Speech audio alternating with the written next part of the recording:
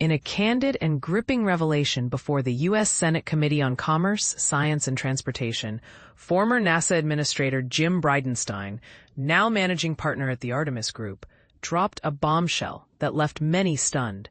He declared that the United States' dream of touching down on the lunar surface ahead of China is highly unlikely, given the hurdles facing NASA's Artemis program. This bold statement has sent shockwaves through the halls of power, igniting a debate that's as heated as it is crucial for the future of American space exploration.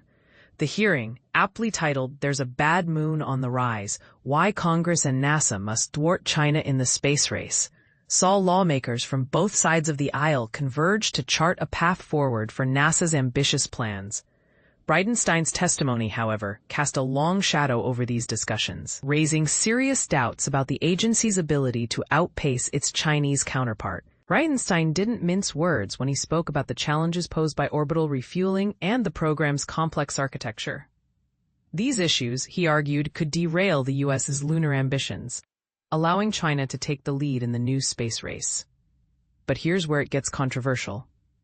While Bridenstine criticized the exorbitant cost and sustainability of NASA's Space Launch System, SLS rocket, labeling it extraordinarily expensive, he paradoxically advocated for its continued use, citing its existing development status. He also commended the Big Beautiful Bill, which secures funding for Artemis 4 and 5 missions using the SLS Block 1B and Orion spacecraft. Yet, he pointed out a glaring omission: the lack of a viable lunar lander. Under NASA's Human Landing System, HLS, contracts, SpaceX's Starship HLS and Blue Origin's Blue Moon Mark II are vying for their place in history. However, Bridenstine emphasized that rapid reuse, crucial for orbital refueling, remains a significant obstacle. SpaceX CEO Elon Musk has set his sights on achieving a tower catch in as few as 3 more flights. But Bridenstine's perspective suggests a more nuanced view of the situation. The upcoming test involving Starship's Target and Chaser in an in-space propellant transfer is pivotal, but Bridenstine's concerns extend beyond technical challenges. He warned that the complexity of the architecture, requiring numerous launches within a tight time frame and relying on unproven cryogenic in-space refueling, puts the U.S. at a disadvantage against China. Similar hurdles face Blue Origin's system, which also necessitates multiple refuelings of cryogenic propellants via its cislunar transporter.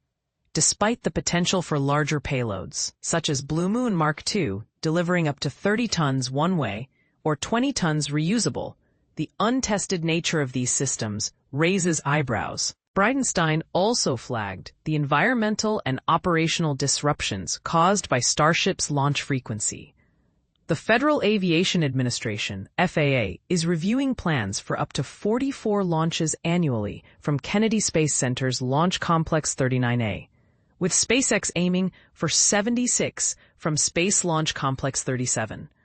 These numbers, Bridenstine cautions, could have severe repercussions for the Cape Canaveral area. Despite acknowledging the need for Starship's success, Bridenstine sounded the alarm over the strain from over 100 launches, tests, and landings.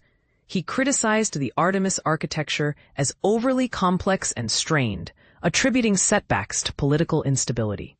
The timing of Starship's selection as the primary lander for Artemis 3, occurring during a leadership vacuum, further fueled his skepticism. The decision was made by Kathy Lueders, then NASA's Associate Administrator for Human Exploration and Operations, and now a key figure in SpaceX's Starship program, whom Bridenstine had appointed himself. This move, Bridenstine argued, was akin to buying a big rocket instead of focusing on a dedicated lander, a strategy he believes no NASA administrator would endorse. But the story doesn't end there. Jared Isaacman, an astronaut and former NASA administrator nominee, offered a contrasting perspective. In a series of tweets, he defended orbital refueling, asserting that its success would revolutionize space exploration far beyond the moon. He questioned whether the goal was merely to replicate the Apollo-era LEM or to pioneer technologies that would cement America's role in space for decades to come. Isaacman conceded that Artemis faces hurdles, including the SLS's prohibitive costs, Orion issues, delayed spacesuits, and unprepared landers. Still, he maintained that complexity is the price of innovation for a sustainable lunar presence, not a mere flags and footprints mission. This debate encapsulates the broader struggle within NASA as it seeks to balance bold leaps with practical considerations in the face of an intensifying space race with China. As the U.S. ponders its next steps in space exploration, one thing is clear. The path ahead is fraught with challenges. Whether the nation can surmount these obstacles and reclaim its place as the leader in lunar expeditions remains to be seen. Only time will tell if history will judge these decisions as visionary or misguided.